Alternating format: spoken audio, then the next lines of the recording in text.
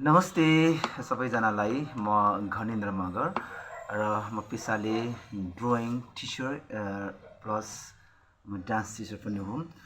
र अहिलेको लागि भने तपाईलाई एउटा क्राफ्ट बनाउन भनौँ न सिकाउन गइरहेको छु। र यो चाहिँ A4 साइजको एउटा पेपर लिने हैन।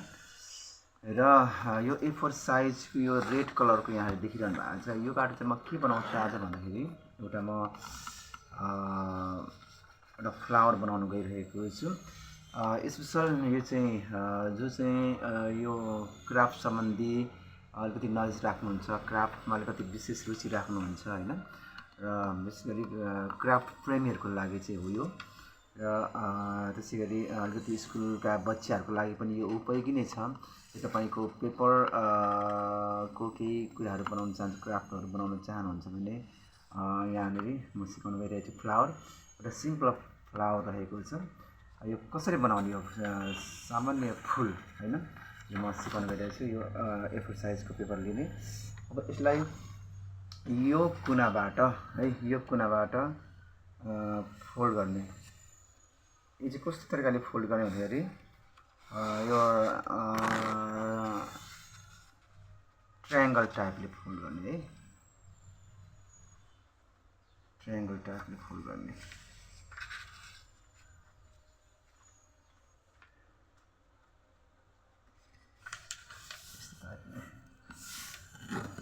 ट्रायंगल टाइपले हैन, देख्नुभयो नि।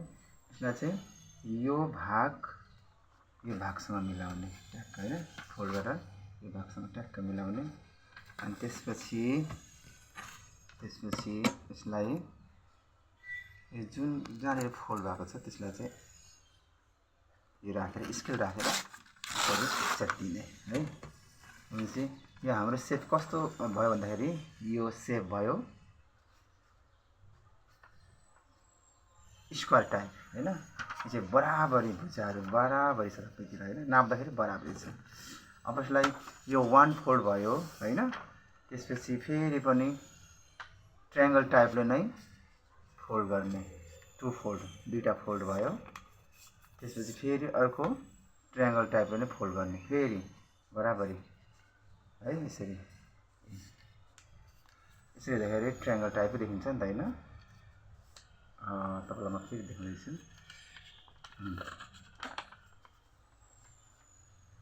स्क्वायर टाइप भयो, 1 फोल्ड हैन, बराबरी चारैतिर 2 फोल्ड, त्यसपछि फेरि 3 फोल्ड हैन, यसरी। त्यसपछि 3 फोल्ड अनि अर्को छ फेरि 4 फोल्ड। भनेपछि 4 पल्ट हामीले के गर्नु पर्यो, 4 पल्ट भन्दा पनि अब यस्तो अझै सानो बनाउनु छ भने चाहिँ अब अझै फोल्ड गर्दा हुन्छ हैन। तर यो चाहिँ जम्मा हामी कति फोल्ड फेरि तपाईलाई देखाउँछु। 1 फोल्ड, 2 फोल्ड, 3 फोल्ड मात्रै गर्दा हुन्छ है। 3 फोल्ड जम्मा हामी 3 फोल्ड गर्छौँ है।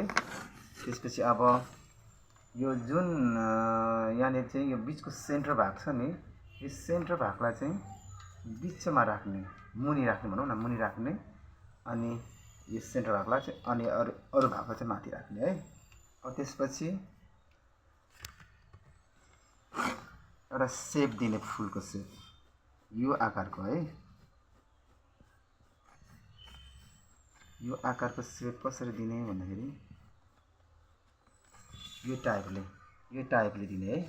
यहाँदेखि पेन्सिलले यसरी साइन दिने, सेन्टर भागलाई चाहिँ यहाँ राख्ने, यसरी यो सेपमा है दिने। अनि त्यसपछि कैँचीले काटिदिने, तपाईँलाई म देखाउँछु। कैँचीले टक्क त्यो सेपमा कैँचीले काटिदिने।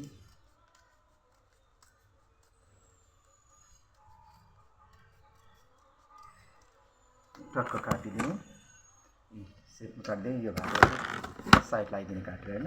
त्यसपछि अनि निकालिदिने। निकालिदिसकेपछि के भयो, यस के सेप भयो, फ्लावर निस्क्यो हैन। यसरी बनाउन सकिन्छ। अब यसलाई